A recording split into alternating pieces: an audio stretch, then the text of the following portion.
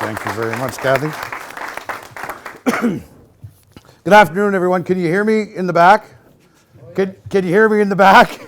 Usually I don't require amplification, but I'm going to go with it here today. Thank you very much, Kathy, for the introduction.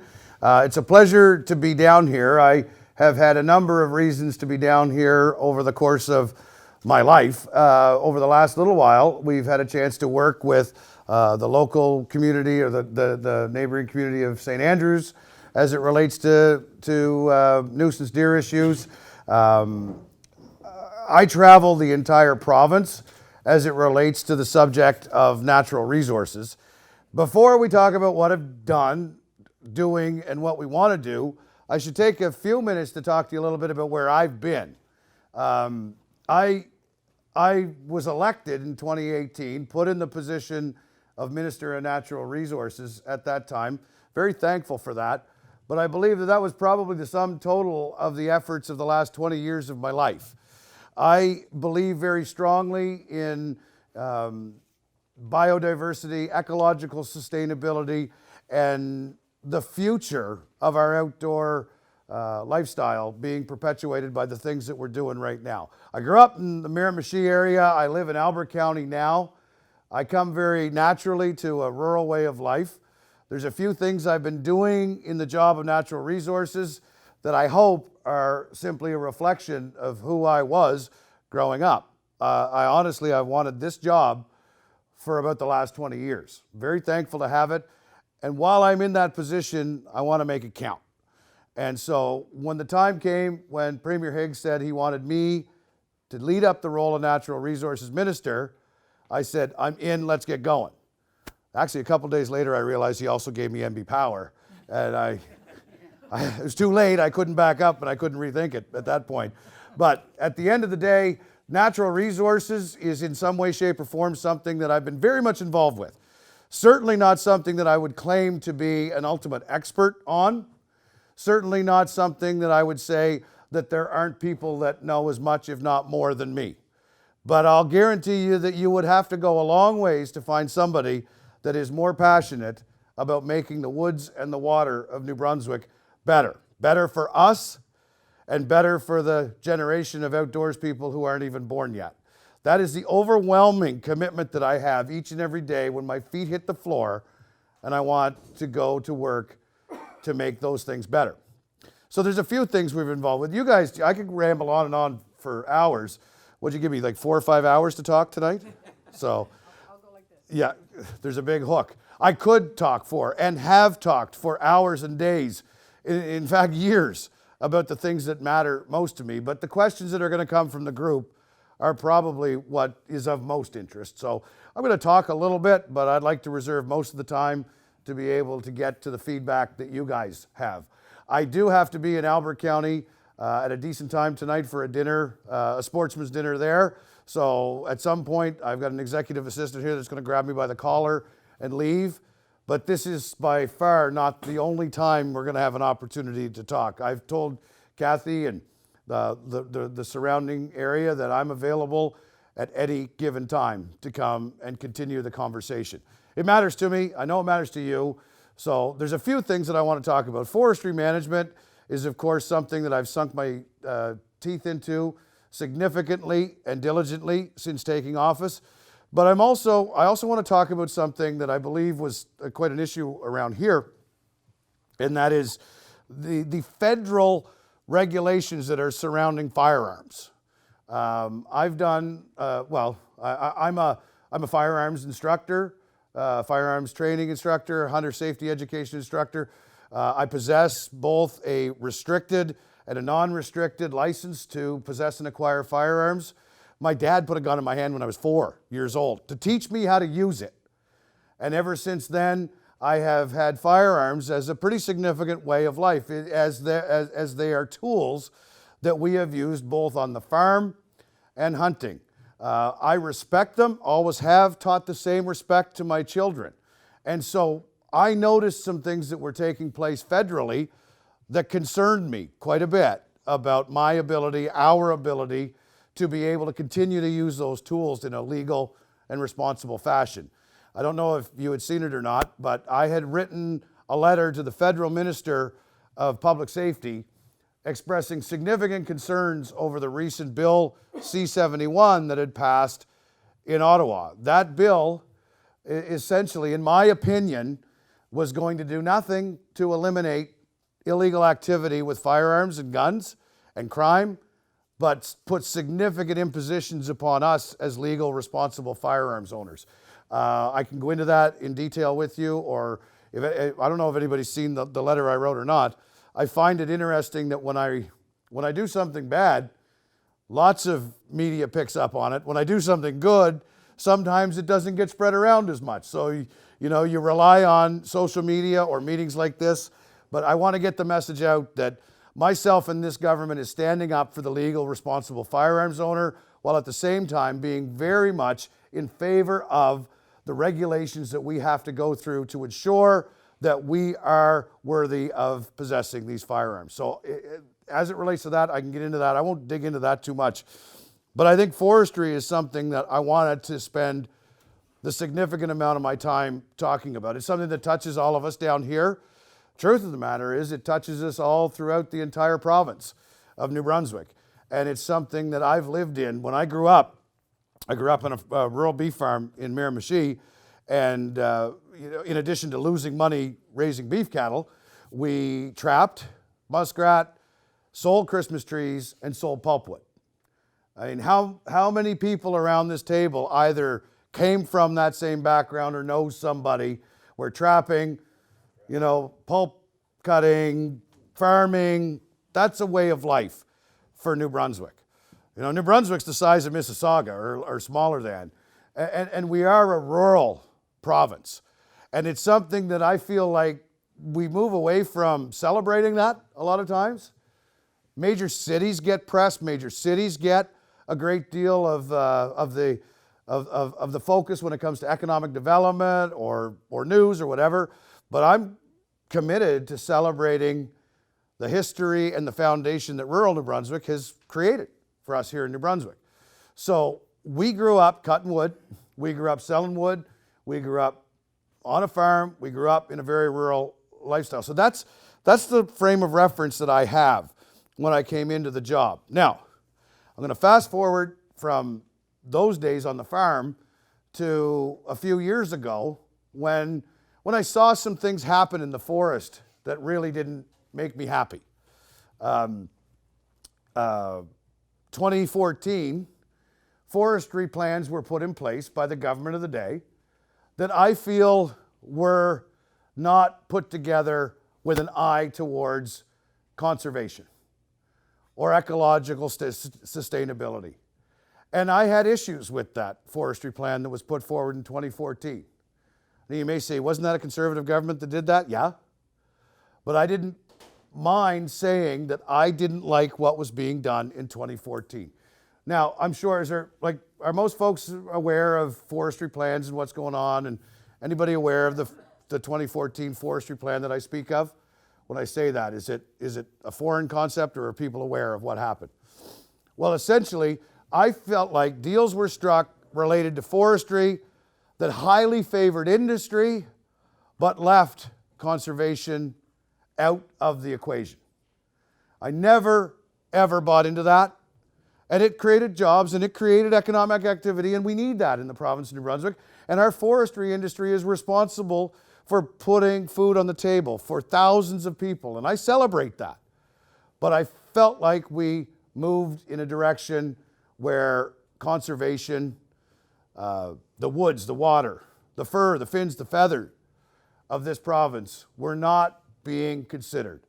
What concerned me primarily was the fact that the conserved and protected natural areas of the province were reduced from 28% to 23%.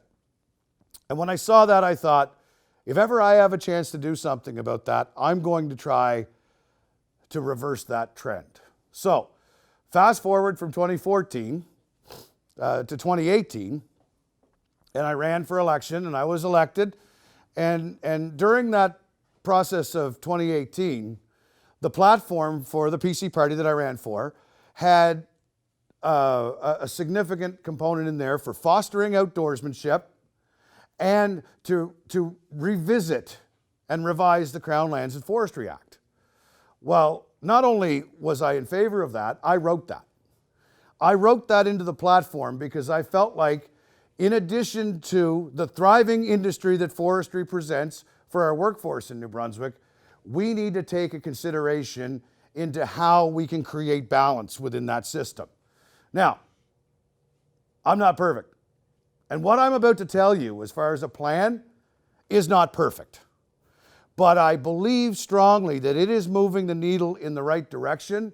And I feel like for the first time in a generation, we have put the people around the table that are bringing balanced perspectives to what it is and how we manage our forestry makeup. Okay, I did all that to qualify the fact that I felt like we could do better. I still feel like we can do better. And I am committed to a path that sees us look back at this point in history and say, we did move things in the right direction. Now, you grow a garden in 3 months. It takes 30 years or more to grow a forest.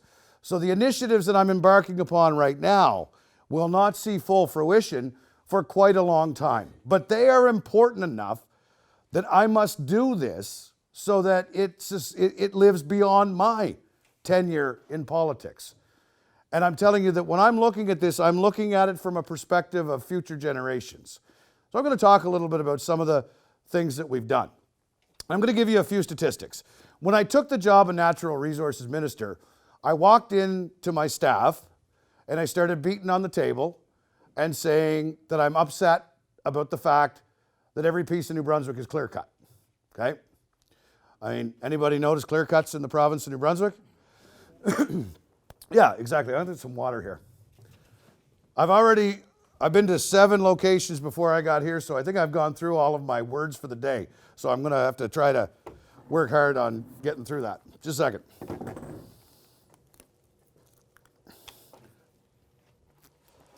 Okay, so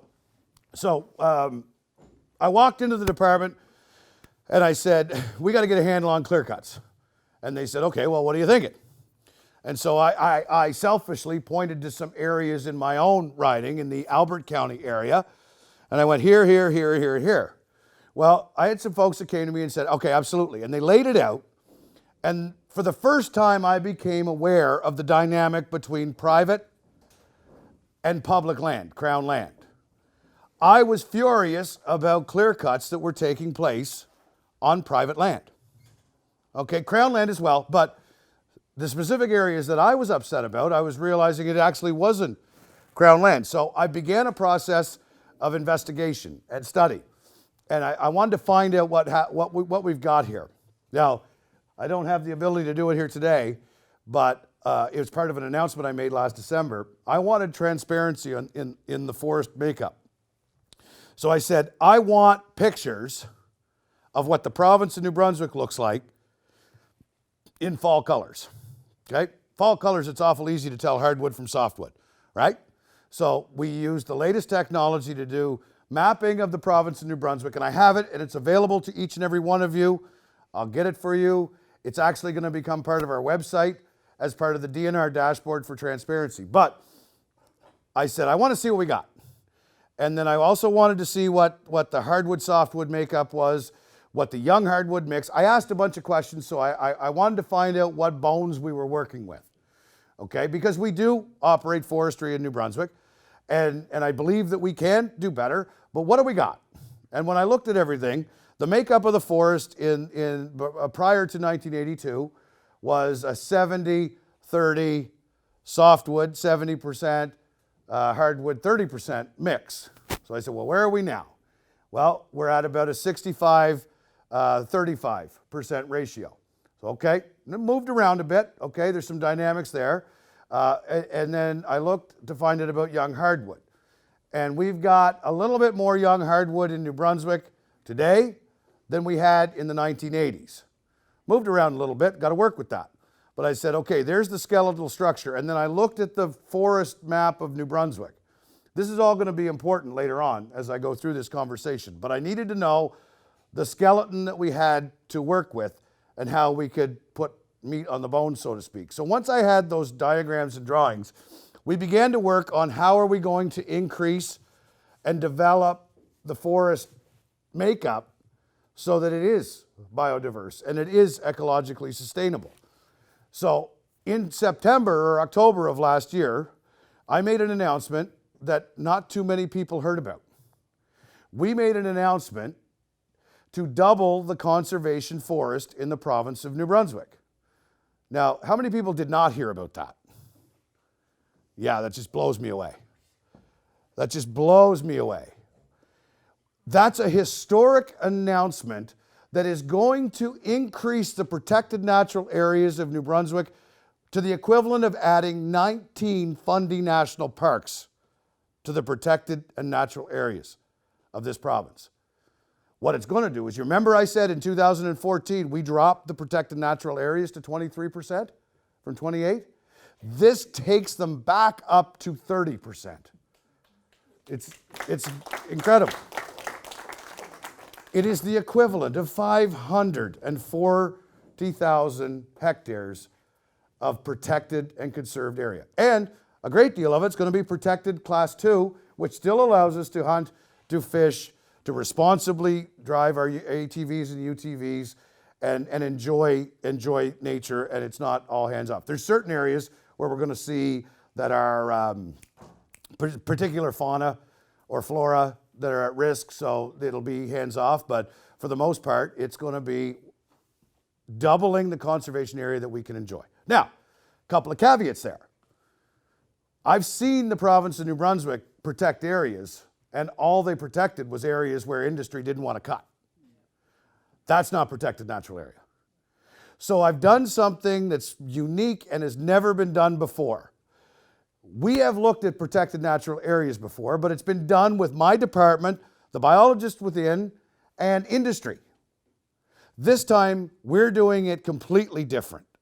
We are going to have the Conservation Council of New Brunswick. We are going to have the Nature Conservancy of Canada, the Nature Trust Fund, Canadian Parks and Wilderness Services, all of and there's a whole host of other ones, First Nations in conjunction with them. We are going to put conservation experts at the table so that we properly identify these conservation areas as being legitimate and truly beneficial to the environmental makeup of our province. That has never been done before. The Conservation Council has never been invited to the table. These groups have never been invited to come and contribute their expertise as it relates to mapping out such a large-scale increase in our conserved and protected natural areas. The other caveat is that it has to be done in a connective way. My goal is that when I am done with this mapping, then we're going to be able to see wildlife go from St. Stephen to St. Quentin, from St. Quentin to Miramichi, to use the natural landscape of the province of New Brunswick to get creative and to protect connected areas so that our wildlife can use that as a way to find their way throughout the footprint of New Brunswick. Might even get a few turkeys heading out of Charlotte County and heading towards other areas of the province. So, how many do you want? Well, in Maine, they use pipelines. They have pipelines that do that down in Maine. They're natural passageways. And so that's where, I'm looking at that and I'm thinking, we got to create ways. And so we need the right people at the table to help us do that as well. Prior to this moment in time, people from the Department of Natural Resources, and God bless each and every one of them, sometimes wearing a tie and not work boots clouds your ability to see things for what they really are. So I did not want to have my staff be the ones to drive it. You might have designations of science behind your name, but I want to know what kind of boot tie you've got in the woods. And that's why it's important to put the right people at that table to help us designate so that we are not protecting garbage areas that it's just hard to get a harvester in. So I'm committed to doing that. We've got until the end of the year to do that, so it's a big job. The easy part was making the announcement. The difficult part is going to be forging that into a plan that we get accomplished by the end of the year. But I'm committed to doing it because it's historic and it's for the generation that's not even born yet. Is it going to be perfect? No. Are we going to screw some stuff up along the way? Yes. But we're committed to moving in that direction. Another key component that I want to talk to about that is, anybody fish in this room? Okay? Have we not seen issues around riverbanks in the province of New Brunswick? We've got buffer zones, right? Big deal. You know, I don't like arbitrary buffer zones. By that I mean, I don't like just saying the rule is 30 meters. I don't like that. Because maybe 30 meters is fine here, but it might need to be 500 meters somewhere else. In the Miramichi stretch, in the North Pole stretch, in the Miramichi, in the Little Southwest, and the Little Northwest, there are some incredibly sensitive tributaries that feed that river. And they're 3 degrees warmer than they were. 3 degrees might not sound like a lot, but that means you got fish floating up the river, belly up. So we're going to be committed to identifying areas within our waterway system. We're already looking at the Restigouche, Miramichi. There's areas down here all through the St. John River where how can we designate those areas for buffer zones that fit and buffer zones that make sense. And then the other thing is, as it relates to buffer zones, you know, you ever hear about sometimes cutting takes place in buffer zones, right? It's going to happen because there's no accountability. What I'm suggesting with buffer zones is that in the event, it happens, I get it.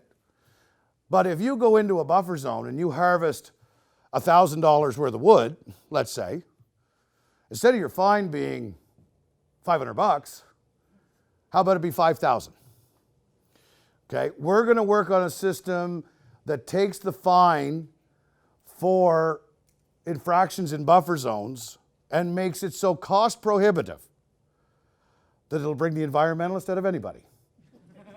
Right? Those are things that we want to work on that are going to make sense and are going to be actually able to be enforced. And we're committed to doing just that. Okay? So that was in October of last year. I tell you what, I do have some staff members that are phenomenal. And they have got not hours or not weeks, they've got months that are dedicated towards us getting that across the line and putting the right people at the table and putting a path forward so that we can get that done within the calendar year of 2020.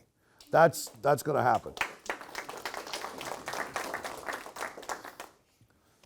Well, you know, elections and stuff happen along the way, but we'll have to factor that in and figure that out. But so the other thing is, that's not where we stopped. And I'm not going to speak to any of the hunting and fishing regulations or trapping regulations. We made phenomenal changes that have been historic as it relates to improvements and opportunities for our hunting and fishing community. You want to ask me questions on that? Great. I don't have the time to get through all of that good work that we've done there, but if it's of particular interest to somebody, bring that out. I'm talking exclusively related to forestry work that we're in the midst of. So also in December of last year,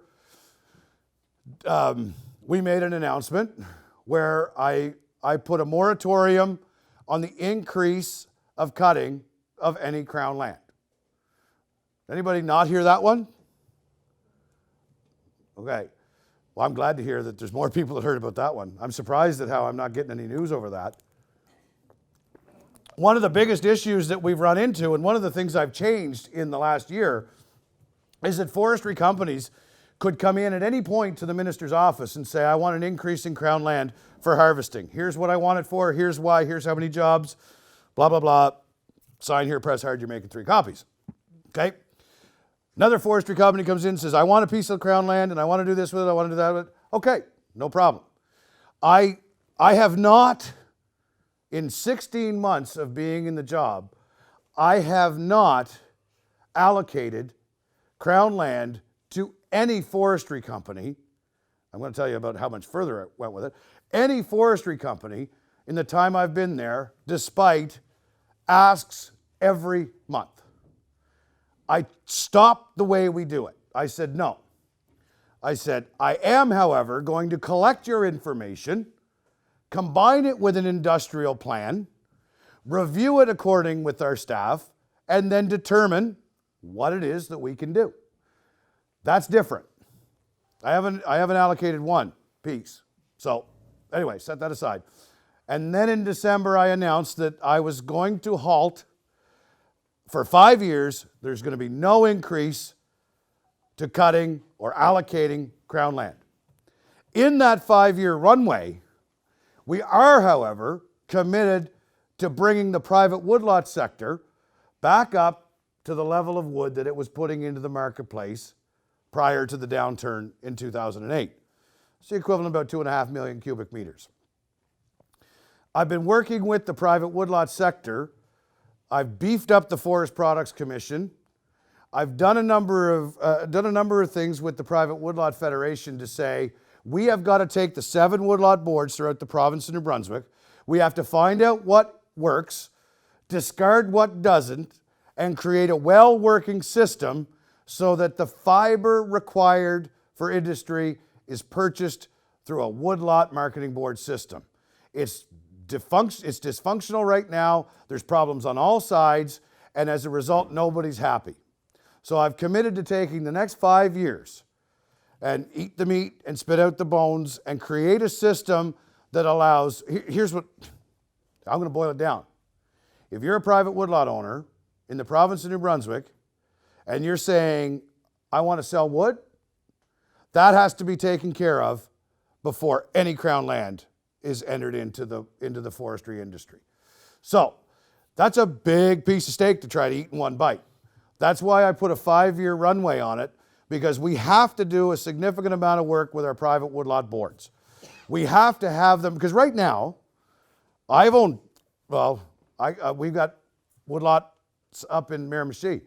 You know what happened? Somebody hauled in the truck, said, I'll give you 10 grand to cut your wood. Well, I got to fix the baler. You know, I got to do this, I got to do that. Sounds great. They come in, cut my woodlot. Well, you know what I did, though? I left money on the table. Because there are a variety of ways to manage your woodlot that don't necessarily involve clear cutting it. And if I could take $2,000 a year for the next 10 years off of my woodlot because of different management practices, how much further am I ahead? So that's why I'm working with the Forest Products Commission to fortify the woodlot board system, because I personally looked in the blinkers, 80 private woodlot owners in the province of New Brunswick, and said, talk to me about the boards. And they, without exception, said, we need more help and education as to what options are available to us.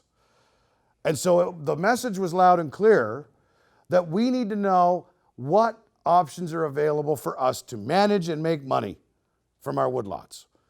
And as we go forward with environmental responsibility, there's a strong likelihood that we're going to be looking at carbon credits for hectares that are absorbing carbon from the atmosphere. That's a tax break or a revenue incentive for private woodlot owners. That needs to be part of the monetization of their woodlots as a way that they can translate that piece of property into something that directly benefits their pockets. Select cutting for particular species. And in certain cases, clear cutting is the most viable option. But I'll tell you this right now, if we can ensure that every private woodlot owner in the province of New Brunswick is getting properly educated and fully understands the options that are available to them, I have a feeling that that will lead to less bare spots of ground in the province of New Brunswick. Now, clear cuts aren't the end of the world. Right? I'm amazed. I remember I was thinking about this the other day. I was in a hotel room somewhere during a snowstorm. I don't know where we were, but we were traveling. And I was sitting back and I was thinking, 10 years ago, I was driving along with a friend of mine and we were complaining about clear cuts. Right? And we were driving through miles and miles of farms. Well, farms are clear cut. A lot of them are clear cut right down to the riverbank. Right? So clear cuts are not the end of the world. How are we managing them, though? How are we ensuring that they don't create big pockets of isolation that are conservation wastelands? How are we doing it so that we can, in fact, use the areas that we clear cut to generate a high volume of fiber for industry so that we can have the other areas to generate conservation pathways, to generate opportunities to fortify riverbanks? That's the stuff that we're going through there right now. I mean, we just got started. I got a lot more work to do. As I said, there's a million things that we're working on and improvements we've made to the hunting and fishing regulations. Essentially what I'm saying is that no, I am absolutely not perfect. And I have screwed up some stuff along the way. And Lord help me, I am going to make more mistakes as we continue. But the needle's moving in the right direction. You know, we're moving things down the field. Let me tell you, if you think it was an easy day, the day I told everybody that we're not allocating any more Crown land for 5 years, you'd be mistaken. But I am resolved to hold fast and to hold firm on ensuring that industry continues in New Brunswick, but it is not at the expense of the woods and the water of New Brunswick. I believe that the path to the very legislature that we work in has been weaved through the very same woods and water from the beginning of the history of this province. And I will defend it. And I will ensure that it continues, and I will ensure that it is something that can be a lasting legacy for people who aren't even here yet. People will want to come here because of what we're doing. Oh, and we're adding a turkey hunt too, by the way. That's starting in a couple of months. So I'll throw that in all the time. I've been working on that baby for 15 years. I've had ministers of natural resource tell me, no, no, no, no, no. Imagine how it felt to have somebody say, yes, minister, we're going to do it. That was a great day. And you know what? I'm not the brightest bulb in the pack, but I've lived this life my whole life. And so I joked about that, but it does feel very good to be in a position where I represent the community that I've been a part of my whole life, and to ensure that that community has a voice at that table. I've worked very hard to change the mindset of the Department of Natural Resources, because I've gone to the Department of Natural Resources for years, and I knew that no was going to be the answer I was going to get. And I've given my staff 3 questions to ask with every file that comes in front of them. What if? First question they got to ask. You come in and talk to me about an initiative, what if? And then if the sky's not going to fall, ask why not? And continue to work through that process with a possibility mindset to actually make something happen. And when you get through that process, the next question is, let's go, or a statement, let's go. And we've seen things move forward more, not because of me. I mean, I'm the guy that's sitting in the chair, and I got a thick skull, and I don't like taking no for an answer, and I've been wanting this job for so long. I'm getting stuff done because of you, because of people from the rural communities that have said for 20 years to me, not in boardrooms, but in camps, you know, not in Skype meetings, but hanging over tailgates, what we need to do to make the province better. And now the department is looking at things from a customer-based and possibility mindset. And I love where we are. I see potential in where we're going, and we're certainly not done yet. So that's a big picture snapshot of stuff. You could fire away. I got time for 2 questions.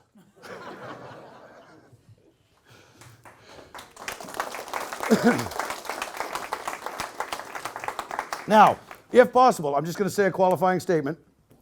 I do a lot of town hall meetings, and some of my colleagues think I'm crazy because I've walked into some that were a lot less friendly than this one. But the only thing I ask is, and I don't even care if you swear at me, that's fine, that doesn't matter to me. But if we start hearing the same question being asked 2 or 3 times, I may say, okay, you know, maybe we should talk about that offline and afterwards. And the other thing is, if you can keep her as succinct and brief as possible. And could we have somebody that facilitates that maybe? So the guy that just had a 357, there's the guy. So did you say there was going to be a turkey hunt? Yep. Where?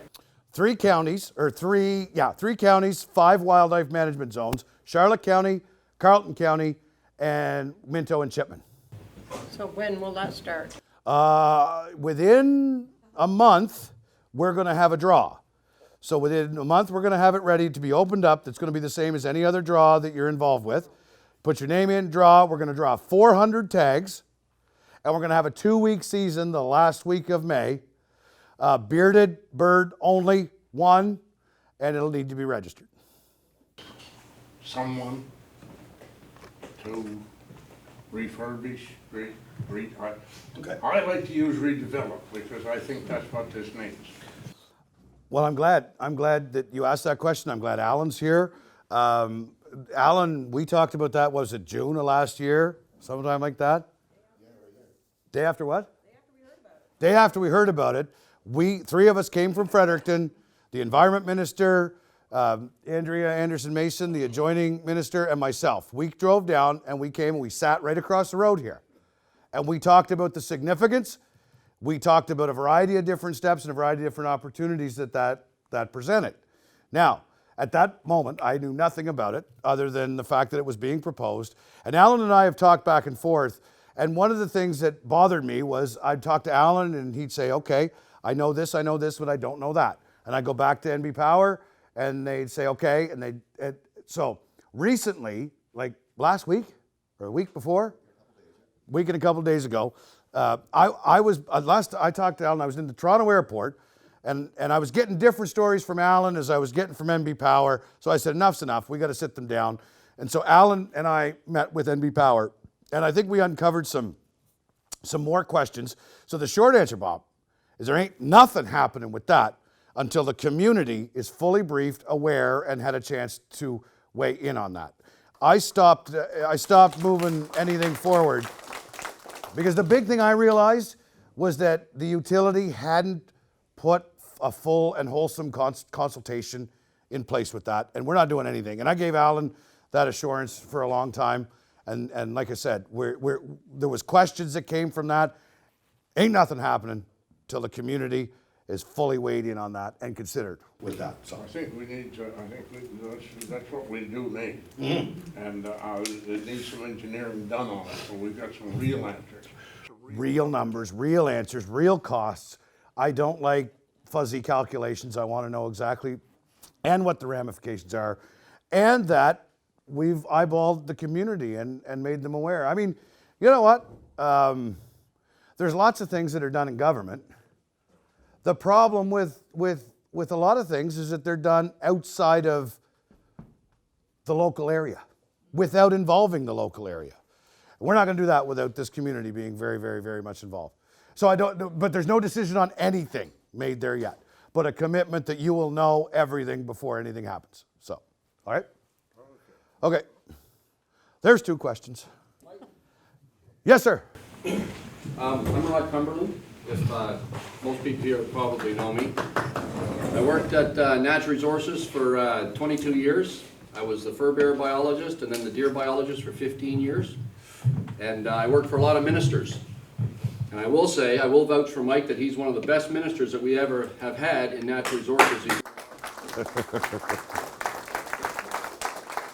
Mike and I met back when he was a hunter and I was a deer biologist down in Albert County. Yeah. So, and we do talk quite a bit on these issues and files. So I want to start off by saying you are doing very good, Mike, and you've got a big job ahead of you because you're about to poke the bear. You did mention that you guys were doubling the conservation force. Are you sure you're not doubling the protected natural area? It's a combination of conservation and P&A. Okay. Absolutely. So, and what we've got double the conservation forest, Irving would already be beating on your door. Oh yeah, no, but it's got to be. It's a combination of both thereof. Yeah. Right. Okay. I just want to clarify that because. Well, because I want to be able to ensure that we have a chance to use it. That it's not just pure off limits. You know as well. There's certain areas where there's some very risky species that might have to be off limits, but for the most part, New Brunswickers have to be able to enjoy it. Right. So one of the problems that we're going to face with this increase in conservation forest is back when we dropped it from 28% to 23%. And again, I'd also say Northrop did a darn good job because he drew the line in the sand until they threw him out. But when they got that, when it went from 28% to 23%, a lot of that is harvested.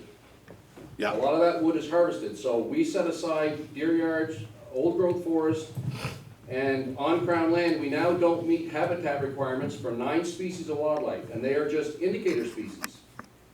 So we're not meeting their habitat requirements on Crown land at all because of that. You're right, and here's where we go with that, because we have an opportunity, it's been 5 years, and there are areas that have been cut, but undisturbed, not turned into plantation. I got an eye towards those areas because 5 years later, those are actually areas that can be key habitat areas. But the other thing to keep in mind here is that I went after and got $9.3 million from the federal government to allow us to expand that footprint beyond Crown land. And right now, that's why the Nature Trust, the Nature Conservancy, those stakeholders are so important because they're out there now identifying pieces of land that we can acquire. Because we've got the Crown land footprint, but there are some very desirable conservation areas in private land. And these groups are going out like a pup on a root to find them and acquire them. So it's kind of both and, not either or. The Crown footprint isn't going to be able to make up the entire 540,000 hectares, but there are some key areas. In particular, I mean, there's some areas, this riding here particularly has hardly any Crown land in it. There's lots of private areas, and that presents lots of opportunities for us to go after and identify. So part of what I do when I go out and talk like this is that reach out to your local wildlife chapters, your conservancies, conservation council, and they'll happily come work with you to identify areas here where we can potentially incorporate that into conservation. So, all right, what else we got? Oh, Vicki? Blaine Higgs was mentioning recently that the use of glyphosate was going to be studied again. Do you know where we're at with that and who will be doing the study? Yep, absolutely. How many times have we heard the discussions about studying glyphosate, right? I mean, I've been around a long time. You guys have been around a long time. Rod and I have had this conversation a million times. And I hope I'm giving you the impression that we're not going to put our hand to something unless we can get a grip on it, right? So we have forged in the legislature a standing committee on climate change and environmental stewardship. Now that's a big umbrella. The important part of that is that it's a standing committee. Select committees come, they go, they come, they go.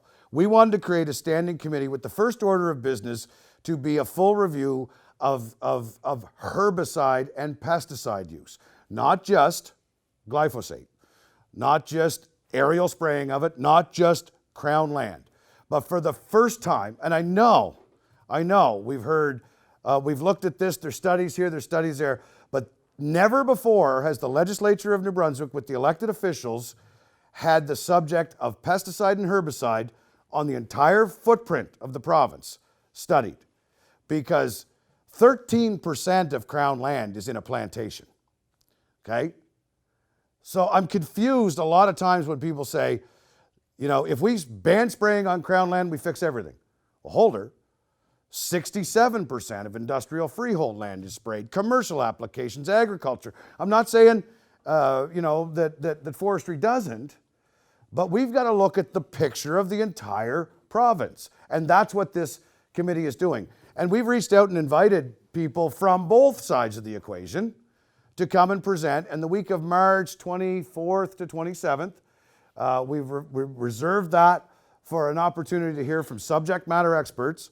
And there's a number of them from both perspectives coming. And then the following week, we're going to allow for like public submissions where, you know, you could just show up and come and tell us what you think, one way or the other. So yeah, because when that committee was forged, we had a 6-month date too. Here's the other thing.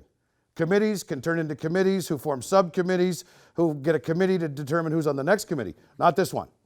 6-month hard stop to come back to the legislature with recommendations to the elected officials after having that full discussion on all sides. And where that goes, I'm a member of that committee, but I am a member of that committee.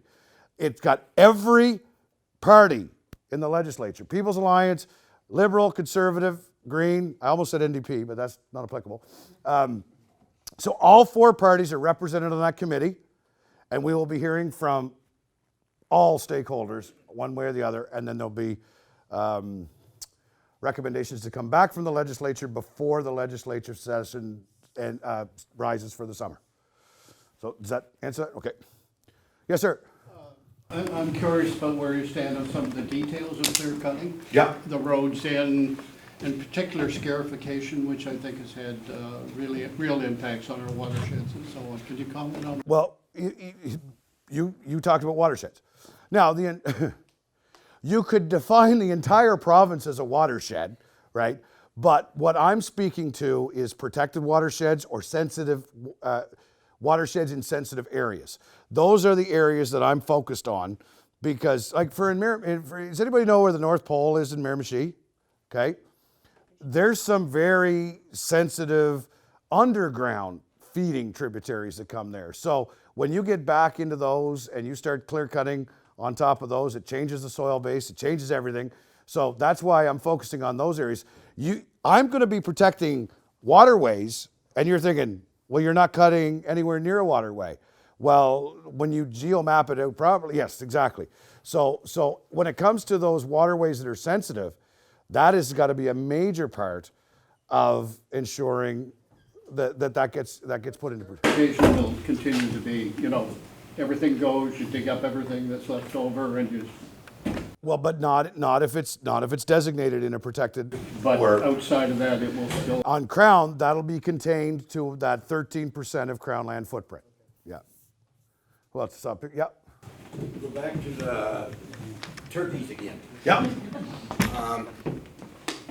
They destroy so much, like gardens and berries and all that stuff. Why only 400?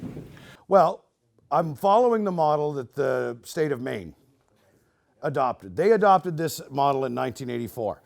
And they actually, they did the same thing, 400 tags. And they did it as a way to enter into it with an eye towards managing them. But the other thing is, I know there's some damage that's done, but there's a lot of these that have had no hunting pressure too, right? And you start firing lead at these buggers, they can head to the woods, and you'll see that Maine saw that helped disperse the urban population. They stayed away from us more.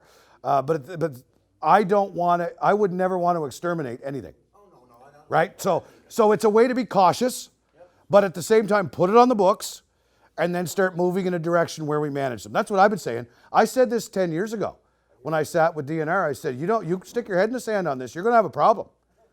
You're going to have them poking their reflection in paint, pooping on decks, and what do we got now, right?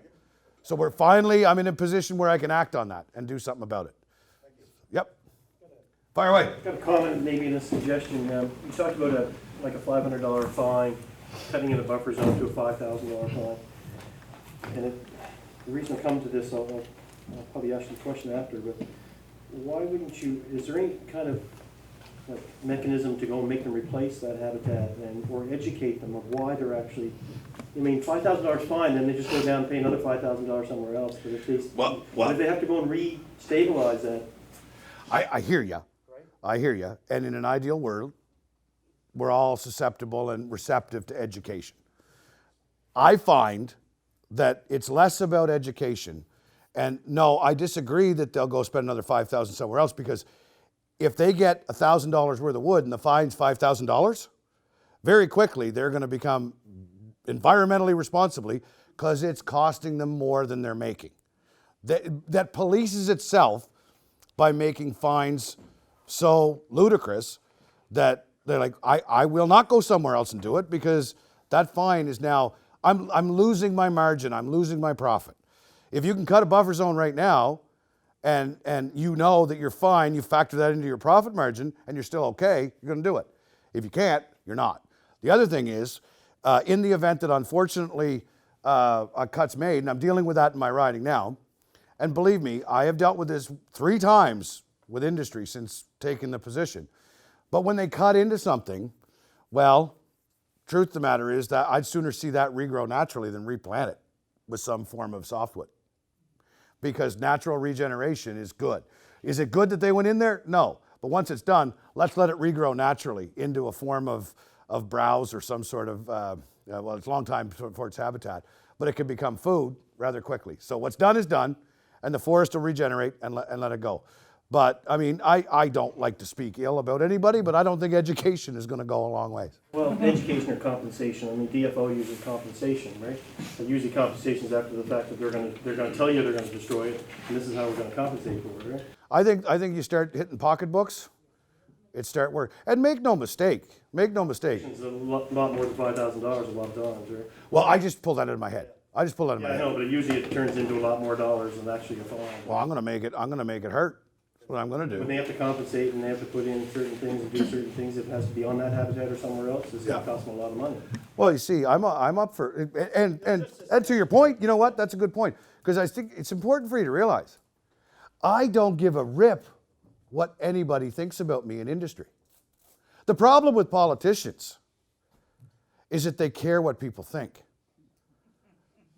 about them. I do not suffer from that affliction.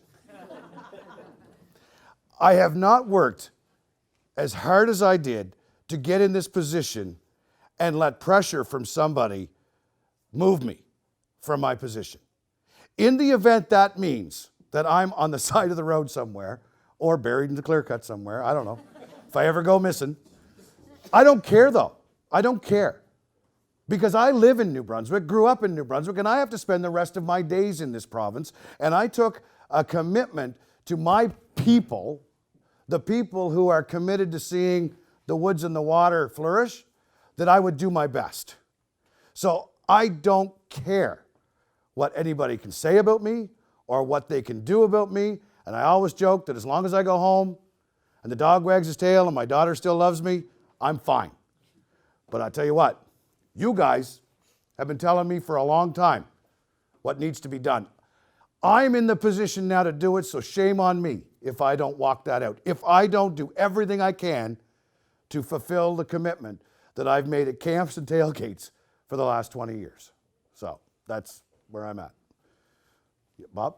She's sitting in the front row. He gets... I get priority here.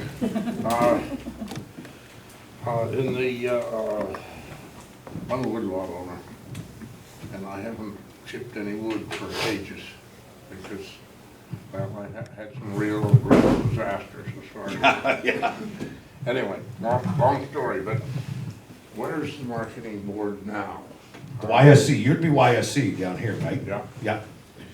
Yeah, I can't tell you when the last time I shipped a load of lumber, or, a load of wood, but, I always went to the marketing board. You got my ticket, Yep. Okay, so to answer your question, this is exactly why I paused the increase of cutting on Crown land so that we could take 5 years and focus on questions just like this. Because like I told you, I looked at the eyes of 80 private woodlot owners. Some of them said, who is my board? What can they do for me? So I realized pretty quickly, and these boards, there's 7 of them that are out there working really hard, but there's a link that's missing.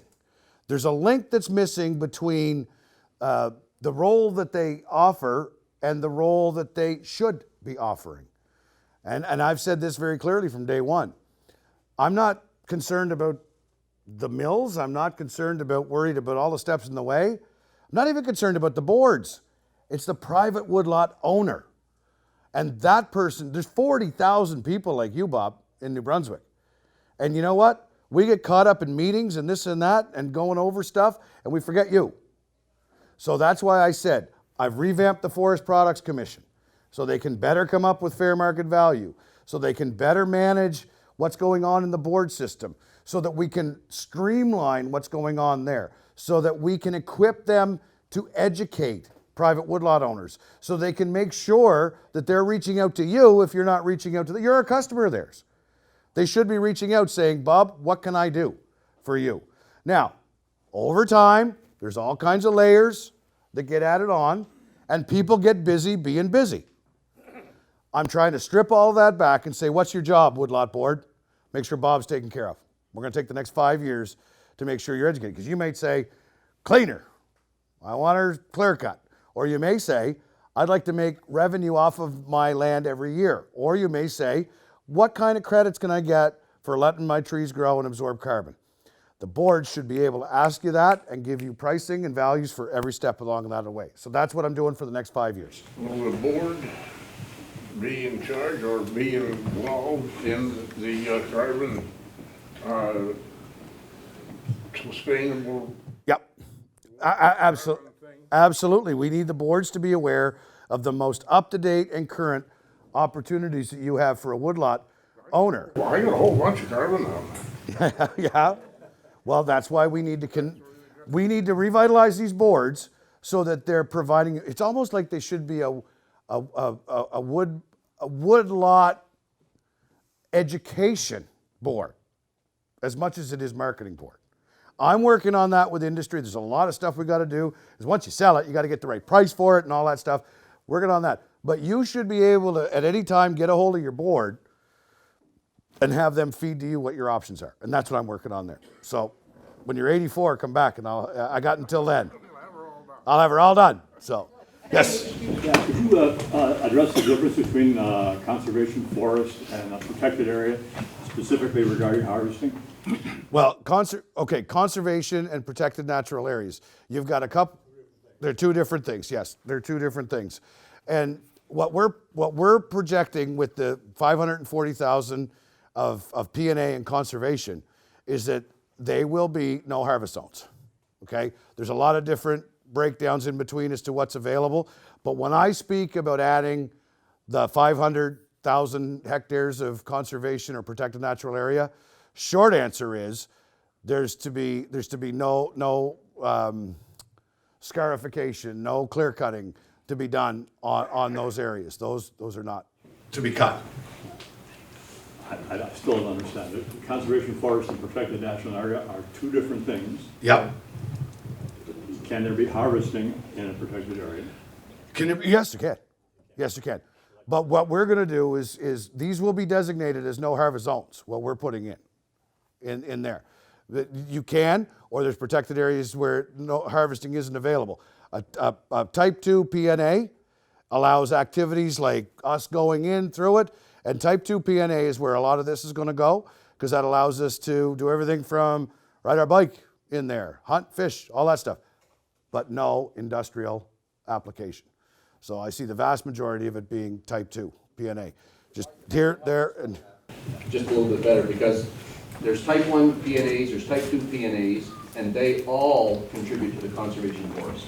It's part, the conservation forest at 28% that they plan on going back to, they'll be part of that percentage. Okay. but what we're doing is focusing on areas that allow for activities, with the exception of some that's very sensitive, but no industrial activity will be allowed in those areas. So, You had a question? Yeah, again about NB Power. Oh, jeez. So, smart meters. Yes. Don't you think they should be taking that chunk of money and paying the debt down so they're not drowning in it? okay, let's break that down into a couple of different questions. We've got smartphones, we've got smart tablets, we got smart cars, everything is moving to an evolution. The phone I use today is not the phone I used in 1993. So I'm not going to talk about the financial part of it that'll be the second part of it. I believe that smart meters are absolutely a technology that we need to ensure we move towards in the future. It will allow us the ability to control the access and the usage of our power and allow us to be able to be in control of our bill. I can control my daughter's cell phone usage from my phone. I can control the lights in my house. It only serves that I can be made aware of my usage ups and downs. Now, the concern and what I've done, and this year was the first year that NB Power got a mandate letter that was very specific on debt reduction. So what I've done is I've spoken to the fact, you got to understand, I'm the minister responsible for NB Power, but I'm not the minister of. They're a crown corporation. They can take my recommendations or leave them to a certain degree, right? So imagine trying to work in that environment. Why isn't the government putting their foot down as to what they invest in? Well, because that's what my mandate letter did this time. And if you've been paying attention to the media, I have been very clear that on initiatives that NB Power, my mandate to NB Power was create and generate electricity in a reliable fashion in the best rate possible to the citizens and ratepayers of New Brunswick.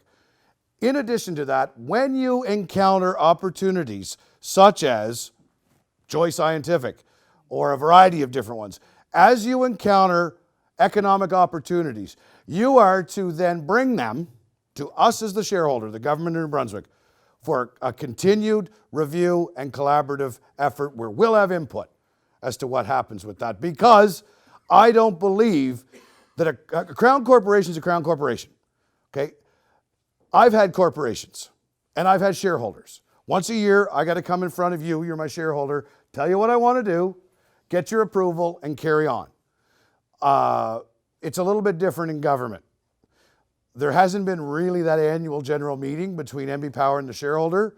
We'll change that. I'm starting the annual meeting. The shareholders' representatives will be the cabinet. Would that be an open? No, it's not. Because you're a ratepayer. I'm the shareholder as government. I'm there to represent you. That's not been done. They've never come before cabinet with the annual meeting. So I'm changing that to bring it. The EUB is where publicly you can go at any point.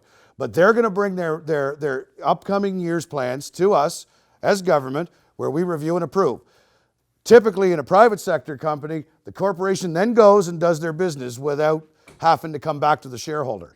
We are changing that to the fact of, in the event that you encounter opportunities where you would have significant capital expenditure, you must then return to the shareholder so that we can have that conversation and offer advice as to them.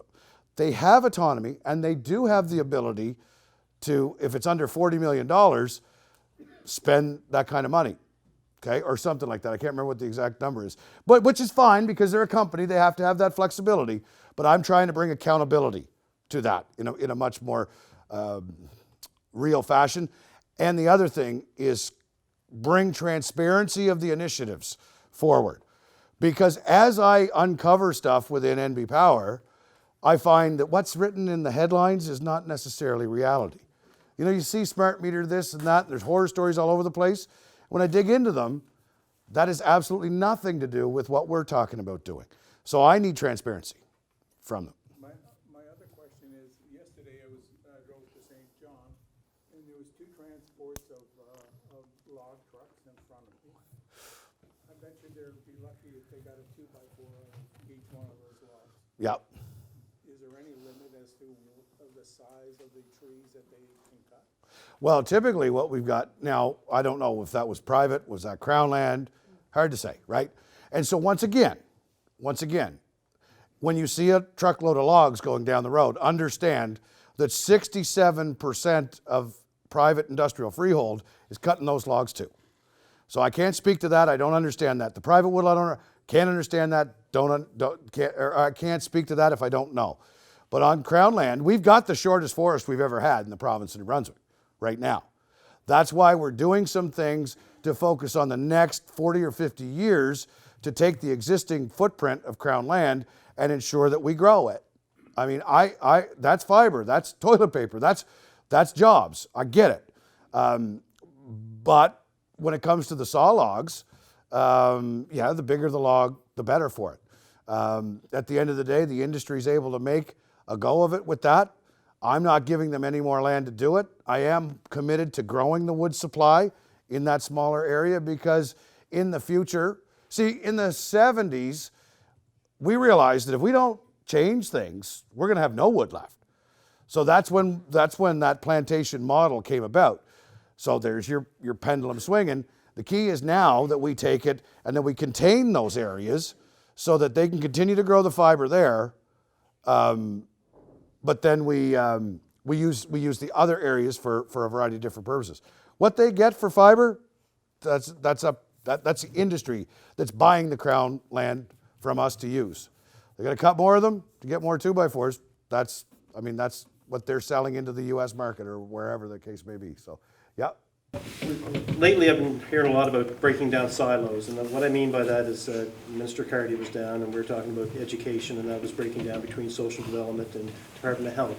Same as Department of Health and maybe social development. I would have thought a better fit, not like I want to put more work on you, but Department of Natural Resources and Environment would have been how well is that working between the two of you? Because each one of you rely a little bit on each other, right? Yeah. What happens in your silo has an effect on theirs and vice versa. Now, how well is that working? Because it's not working with other departments. Is there room for improvement? Absolutely. I'm fortunate in the fact that Jeff Carr has been a friend of mine for 20 years, and we work very collaboratively with a lot of different files. So yeah, there's a bureaucracy in the civil service there. There's a bureaucracy in the civil service there. I think someday, wouldn't it be great to see a collaborative effort and a combining of resources in both of those? I get that, and I agree. I agree that there is ways that we can combine resources and streamline.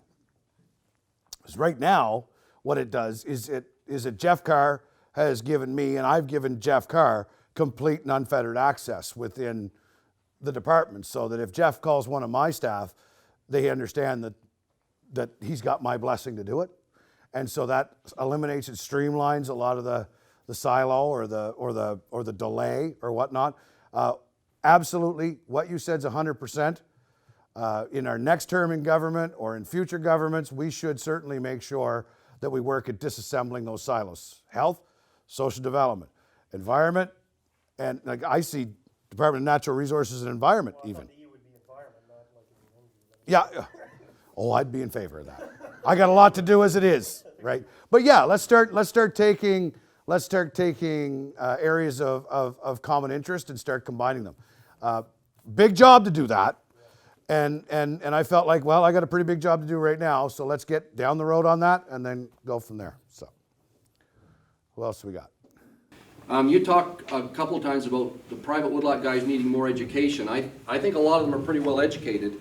What they need is better prices for their products. Hold on. And back up. Hold on. Back up. Hold on. No, I'm not done. You can answer after in a bit. We need. So you started getting on it when you started talking about fair market value. That's good. Yeah. And you beefed up the forest product. I want you to explain what you did to the forest product. How did you beef it up? Have we taken people that are in industry and running local marketing boards? Have we removed them from that opportunity? Like, No, what have you done to beef this up, and how? Well, Rod, I'll tell you, there's some things there. I just got approved to do some things where I've made some more investments in HR. Okay, hopefully you can respect and you would know this.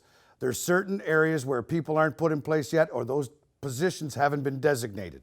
So I can't in a public meeting talk about that. And revise and review everybody that sits around the table, because it's 2-2-2, right? Yeah.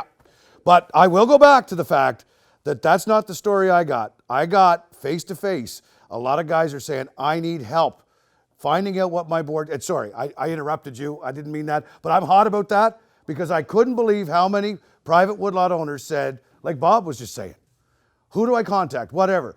And these boards, I've been working with them closely, and I said, okay, like I said, sometimes we get busy getting busy. So we've got to, and I've been bringing the boards together saying, okay, you want me to advocate for you, we need to have a seamless transition from Bob's lot to you, because industry is able to look at me and say, well, I don't want to deal with private woodlot boards. You know why? Well, they can never fulfill their contracts. They can never do this, never do that, never do that, blah, blah, blah. And then they show up at Bob's yard, say, Bob, you want to sell me your wood? Yeah, that was simple. What can I get for it? Here you go. Doesn't even know the contact of the board, but makes a deal all the time. So the education piece is so important there, because that'll help avoid a whole lot of confusion in the process. Because when the industry comes to me and says, a board can't supply us, I need Crown wood, and if that's true, which the board will tell you, then that legitimizes their desire for Crown wood. I'm not saying I've done it. In fact, I haven't. I've said we're going to fix the board system so that I don't have to take it. Part of that problem is what industry does is they will send their contractors to cut that wood lot and buy all of their products. If Bob cuts it himself, they'll buy everything but a stud wood. So all of a sudden, his biggest product is laying in the woods. He's not going to. It's the control of that system. That's exactly why we're doing what we are with the Right, forest well- products. Exactly what we're doing with the That- boards. all right, and. Exactly as soon as why we I do got it- the as soon as we do Federation. it, You're poking the bear. I'm okay with that. Well, I don't mind. you need a little bit of help, buddy. Oh, I don't mind poking bears. Me neither. I don't mind poke that poking bears bear at and all. I'm unemployed because of it. Let's be clear. I don't mind poking bears either. Yep. Well, but that whole system, and what I said is that the root of that entire system is the private woodlot owner. And if I'm doing something that's missing the mark, if the board's doing something that's missing the mark, if the federation, if industry, if the contractors, and it's getting in the way of him, we fix that. It's the control of that. Yes. Yeah, absolutely. Where else? Fire away, brother. Hi, I'm Peter. I'm from Brockway. I live in the McDade River, and I'm really glad you're here, and thank you very much for coming. It's really refreshing to see that you and Rod have such a good open relationship. That's really refreshing. I think you're doing a great job. As far as I can see, there's just a few questions, but me, I don't shut up, and I have 1,000 questions. So I'm just going to ask a couple things I thought of. One was where is the wood, who's going to be in charge of the pricing, and who's going to be able to sell the wood to who, right? If wood lots and stuff like that, and what it's going to be the hardwoods only, they're going to be softwoods. As Irving, I'm going to say the name, the white elephant in the room here. Is Irving going to have control of the boards? And I think Rod just asked that. That's really important. Yeah, For the fact is, I think there's quite a stranglehold on that, and we say we educate the woodlot owners. When they were able to sell the wood, their family stayed here, they cut their own wood, selected cutting, it was certainly sustainable. Now, so a lot of the skidders have left. The downturn in 08 just devastated. They were sitting on the side of the road for A sale. lot of families I know are out of business, their kids have to go out west and stuff like this, and that's really a bothersome thing, too. I live in the country, and I see this almost, one of the questions I sort of had, which I should be able to look it up, maybe is, what's a buffer zone for, say, spraying of glyphosate? I live on the McAdave River, it's 135 meters across the river to the clear cut, where the clear cut's about 70 meters after that. So within 200 meters, they sprayed 2 years ago, and it come through the wind. I was standing on my front lawn taking video of it, and it took 2 showers to get it off, and killed an apple tree. So, I mean, is that really, and I realize there's a forum on this coming up, and I hope to do, but is there a buffer zone for that kind of stuff? Yeah, there is. Because there's also. Actually, go ahead, sorry. There's actually a swamp where they sprayed over, and like I say, I was standing on the other side, 100 and some meters on the other side of the river, on my front porch at my home, and I got sprayed. And, and now, where I have all this money invested in property, I hunt. Yeah. And like I say, it's refreshing to see boots on the ground. It really is. I think you guys are going in the right direction. But now I got a clear cut across the river for me, and I've got a clear cut on the crown, and I believe it's a trout brook. And they just cut that, they replanted it. So I mean, my hunting house and camp is gonna have to get in the car now and probably drive somewhere to go hunting. Yeah. I was around when the crash of the deer was, so I remember how many deer there was. Is there any studies being done? Okay, this is a second question, I guess. Is there any studies being done of where the frogs and the fish and what the health of the forest is right now, and say residual effects of glyphosate in water and. Okay, so to hit your first question, yes, there are buffers, and I tell people all the time that there's some very strict regulations that are to be followed when that's done, and it's directional, and when the wind blows more than 8 kilometers an hour, it's supposed to shut it down. That being the case, if there's an issue like that where it came 100 yards away and killed an apple tree, then no, that's not within the parameters. That was, and I'm 125 meters, I believe it is. It's 60 meters for a buffer, for spraying, and if you're feeling it, a couple of 100 yards away, then I want to know about that. I mean, it's the bullets out of the gun, I know, but we need to know about that, because I'm given data that says, well, it's done this way and it's done this way, and I tell people, if you experience anything different or a violation or anything, let me know, because I'd find my own mother. I don't care, but we gotta. Well, I appreciate that, because Yeah. it is time we actually take it back. What happens is, as everybody here knows, is where this one conglomerate in particular seems to have had so much control over the forestry and on the boards of, you know, the pricing. Yeah. Yeah. And so, you know, who's gonna be on board and who's gonna be, how much is gonna, you know, are they gonna regulate the pricing and all this stuff too? But I think Well, the Forest Products Commission is not going to regulate the pricing. What they're going to do is they're going to be equipped with enough resources, and we're going to work to what you had said, to put the right people around that table. And their job right now, we determine fair market value annually. What other commodity do you determine the pricing annually? Nothing. So we got to have at least quarterly fair market value reports, for sure. They're not resourced well enough to do it. And that, of course, will, help the pricing at the gate. You make sure the right people are around the table. And, of course, you make sure that you keep the price of Crown. Because right now, our Crown royalty rates, or stumpage fees, are like the second or third highest in the country, right? No, it's not. It is not. It is not. We pay Now, the, let's clarify that. yeah, Let's clarify that. Your stumpage rates are high, but think of all the other money you give back to the companies for building roads, for fighting their fires, for spraying their glyphosate, for spraying. Hold it out, back up. Think about the amount of money that we spend on fighting fires on private land as well. Think about all the fact that, But Auditor General's report showed very clearly in 2016 that we give our wood away, Mike, you know that. now, and I take issue with that report. No, I absolutely take issue with that report, because that report is a snapshot that doesn't take into consideration that when it comes to like spraying, don't like spraying, whatever the case may be. Let's just set that aside for a minute. Crowd land is let's just say you got a garden. You know, I got a garden, I want to grow carrots. I want to sell carrots. So I got a choice. I can either weed, feed, seed myself, or I got to pay somebody to do it.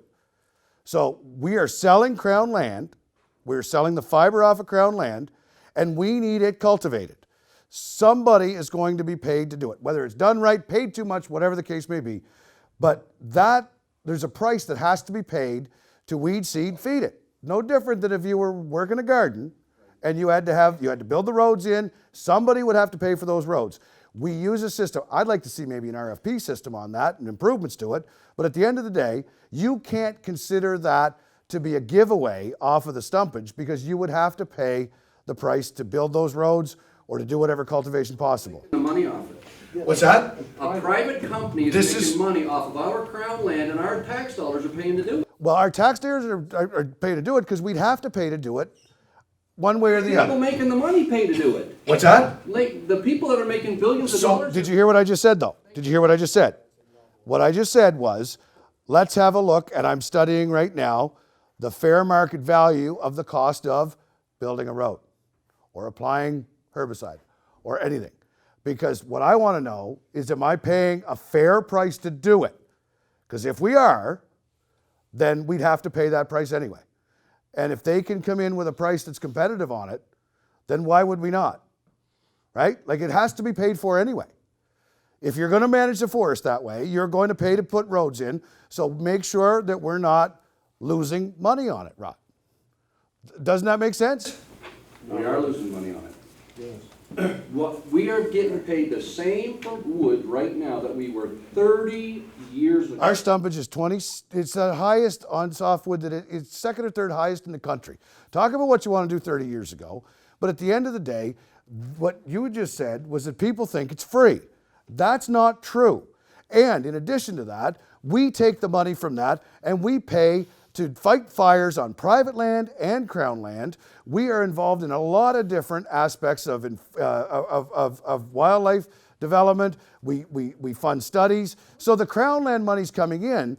And the thing is, when you look at it, like we're making, and I don't have the chart right here now because I didn't have a PowerPoint, but we come out with $46 million a year to the good on our Crown. I mean, we do. And I can show you. And come on in, we'll go over it. I have no problem with that whatsoever, because you got to look at everything from a holistic picture. What I will agree with you on is that if I'm paying to build a road and it should cost me $10 a kilometer and it's costing me 40, that's a problem. But if I'm dealing with fair market value, that's a cost of doing business. That's what I want to find out, and that's what I'm involved with right now. You're not building private roads going into a woodlot that Irving gets to use, but it's not. They're public roads. They're totally public Yeah. roads. I'm from St. John, and it's Irving land, and I'm scared for you. You're not gonna make it to finish your plan. You can't buck Irving as hard as you're bucking him and still keep your job and be able to fulfill your plan. Yeah, please, right, sure. I totally applaud what you're doing, completely. I've had a good life. Scary, they're scary. No, but you know what? What? Yeah, no, it's not scary. It's not scary. It's been a long time coming that our voice was at the table. Now, don't think for a minute that I'm sitting here saying that a corporation that's involved in a supply chain of tens of thousands of jobs is somebody that I don't want to see in New Brunswick. No. All I'm saying is that I've talked about the pendulum. And I've talked about bringing fairness to the conversation. And I've talked about being stubborn as a mule.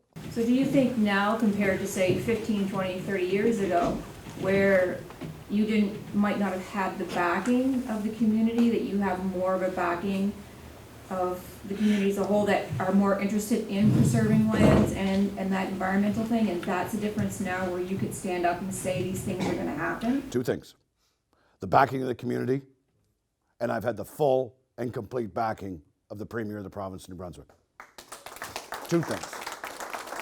Two things. Without that, I mean, if I didn't have the community saying, this is what we want to see, and if I didn't have the Premier of the province backing me, who knows? And I have a firm belief that we can all live under the same roof.